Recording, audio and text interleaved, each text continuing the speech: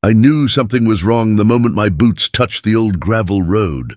That road wasn't just dirt, it was a bloodline carved straight through our family's history, laid stone by my great-grandfather's hands in 1923, when this valley was still wilderness and the only law up here was grit. But instead of the quiet welcome of wind through the pines, I saw something coiled across the entrance like a threat. Thick steel chains stretched tight across my road, padlocked shut like I was some outsider trespasser in my own birthplace. And hammered right into an ancient spruce tree was a glossy white HOA sign screaming, "Private Community, no trespassing," like a middle finger stapled to my family legacy. For a second I couldn't move. The snow-dusted pine air I grew up breathing turned sour in my lungs. This wasn't a warning, it was a declaration of war. I was gone 3 years, not decades, not a lifetime. 3 years. 3 years of killing my back on oil rigs in every direction God forgot.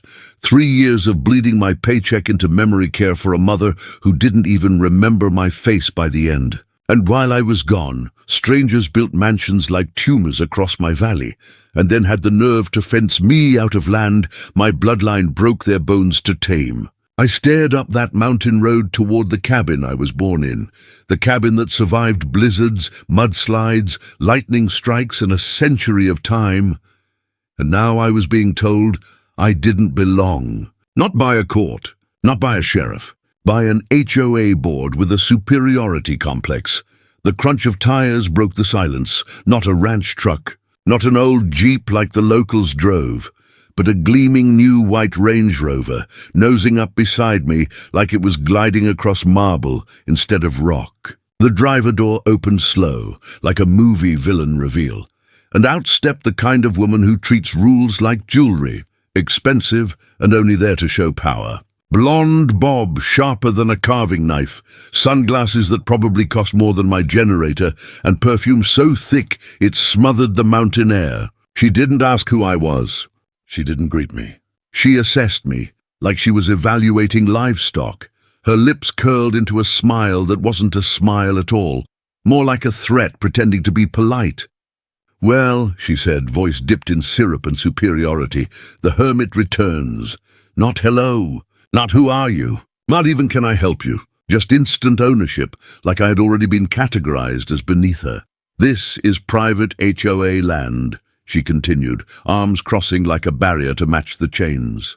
"You're trespassing." That was the moment the furnace inside me actually lit. Slow, quiet, but scorching hot. I didn't raise my voice, didn't puff my chest. I just said, calm as a winter lake, "Ma'am, that cabin up there is mine. My family homesteaded this valley 100 years before your HOA paperwork existed." Her smile didn't falter, it sharpened. "Not anymore," she said. "It hit me harder than any bar fight or oil rig swing ever had. Not anymore." Like my family name, my grandfather's sweat, my great-grandfather's claim, my entire bloodline story erased with a shrug. The arrogance wasn't just insulting, it was surreal. These people didn't just move in. They rewrote history in their own favor and expected me to swallow it. But here's what this queen of the clipboard didn't know. What none of her pampered mansion neighbors knew. I didn't just inherit that old cabin. I inherited the mineral rights to the entire 320 acres under every polished driveway, imported lawn, and million-dollar wine cellar on this ridge, which meant legally every inch of land they strutted across like royalty sat on my ground, not theirs, and I hadn't even played my first card yet. I didn't bother arguing with her right there on the gravel. People like her aren't used to being corrected, they're used to being obeyed. So instead of giving her the fight she was itching for, I just stepped closer to the chain, slowly, running my hand along the cold steel links like I was touching a memory instead of a barricade. I could feel her bristle. She wasn't expecting calm. She was expecting outrage, or begging, or maybe intimidation, so she could run to the HOA board and brag about how she handled a trespasser. But calm is scarier than anger. Calm means a man is thinking. Calm means he's not startled, he's deciding. "You need to remove yourself from this road immediately," she snapped, voice tightening when her first wave of politeness didn't work on me. "This is an exclusive private community now. The previous easements have been nullified." That word, nullified, rolled off her tongue like she'd been practicing it in a mirror. I wondered if she even knew what it meant, or if she just liked the sound of it. I met her eyes over the chain. "By who?" I asked quietly. She blinked. That was the first crack. She expected me to accept her statement like gospel, not question it. That's the thing about people born into comfort. They mistake confidence for authority. So, I let the silence stretch. The wind moved through the trees behind us, slow and heavy, like the mountain was watching too. Eventually, she cleared her throat and said with forced composure, "By the HOA board, this community is protected. We don't allow unsanctioned foot traffic." "My great-grandfather," I interrupted, still calm, "blasted this road through solid rock using dynamite he hauled up here in a wagon. He chained an ox team to a sled to drag timber down from the ridge. My family didn't request permission when they built this place. They built it from nothing. You're standing on bones you didn't bury." She stiffened. "That cabin is abandoned. That cabin is mine." Her sunglasses were still on, but I didn't need to see her eyes to know she was recalculating. She had expected a drifter, a squatter, somebody she could point off the property like shooing a stray dog. What she got instead was a man who looked her authority dead in the face and didn't flinch. She tried a different tactic, the threat inside the bureaucracy. "If you attempt to cross this barrier, I'll have you cited for trespassing. And if you refuse to leave, our legal team—" I almost laughed. Not because it was funny, because it was pathetic. She didn't know yet she was standing in the wrong game with the wrong opponent. HOAs operate on paper battles, but this land was older than her paperwork. My rights weren't born in a boardroom. They were carved into federal land records before her grandmother was born. "You do what you need to," I said finally, stepping back, not retreating, resetting. "There's a difference." "But I'll be back." Her posture loosened, just a fraction. She thought she'd won something. She thought that was the end of the story. She thought she had chased off the poor, unshaven mountain man trying to sneak onto her road.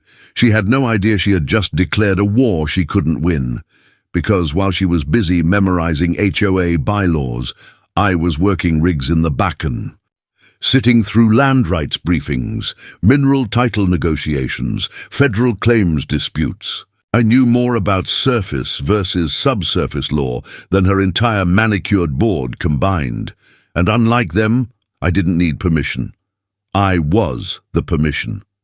Owning the mineral rights meant I could legally access the land by force, drill it, survey it, excavate it, and nothing they built on top of it could override that. I turned and walked back toward my truck, but my pulse wasn't retreat. It was ignition. I wasn't discouraged. I was calculating. I had walked into a punch without lifting my hands. Now I knew exactly how hard they thought they could swing. They believed the surface was the whole world. They didn't know the bedrock already had my name stamped across it in federal ink. Behind me, I heard her call something. Probably another polished threat. But I didn't turn. I didn't need to. The mountain wasn't done hearing from me. This was only the first crack in their illusion of ownership. They thought chaining me out would keep me away. All they really did was wake me up.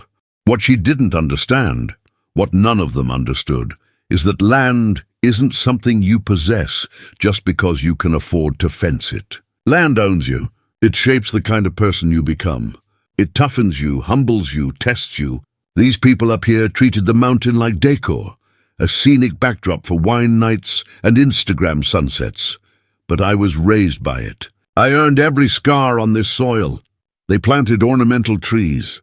My great-grandfather planted legacy. And legacy doesn't disappear just because someone rich slaps a steel chain across a road. As I reached my truck, I paused and looked back, not at her, at the ridge rising behind the tree line. That cabin was still up there waiting. I could almost see the old chimney through the branches, smell the cedar smoke like I did when my father still chopped wood before sunrise. That place held my first memory and my hardest one. The last time Mom recognized me, she was sitting on that porch, wrapped in one of her quilts, pointing at a hummingbird feeder and calling me by my father's name. The next visit, her eyes were glass. The mountain remembered her longer than she did herself. That's what she was protecting. Not a house, but a root system. You don't pull a man's roots out and expect him not to bleed.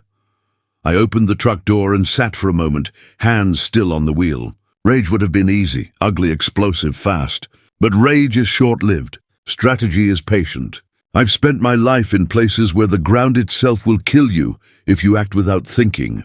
Oil rigs don't forgive emotion. You want something to stand? You learn where the stress points are, and you break the foundation, not the surface. This HOA thought they built walls.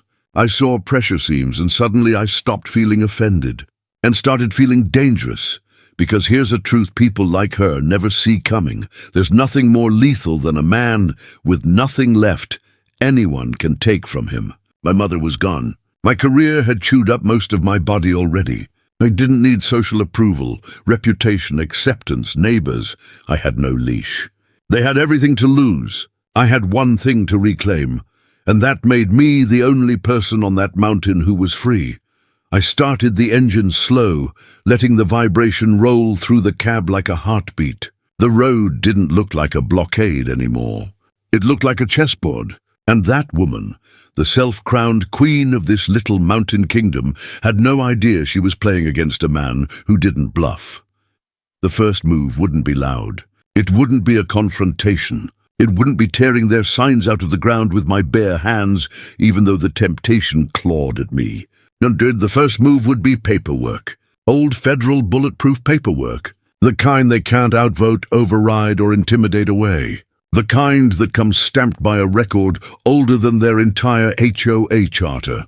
I put the truck in gear and pulled away, slow, gravel crunching under the weight of the moment. I didn't look back at the chain again, not because it defeated me, but because I already saw past it. The woman still stood there with her clipboard and her arrogance, believing she had protected her community for the day. She didn't realize she had just marked herself as the first name on my list. Not for revenge, but for accountability, because this wasn't about a road. It wasn't about a gate. It wasn't even about her. This was about a valley that carried my family's bones in its soil, a valley built before HOAs, before imported fountains, before gated smugness, a valley that remembered sweat instead of entitlement. They thought time erased ownership, but time doesn't erase truth. It only buries it until someone comes home to dig it out again, and I was home. They believed they could build luxury on top of history, and no one would fight. For what came before them, they were wrong. By the time the sun dipped, behind the ridge that evening, I wasn't angry anymore. I was resolute. The kind of resolute that doesn't scream or swing or threaten, the kind that finishes. And while she thought she had blocked me, all she really did was tell me exactly where to strike first. They locked me out of my own bloodline, but they just gave me the motivation to take back everything buried beneath their foundations.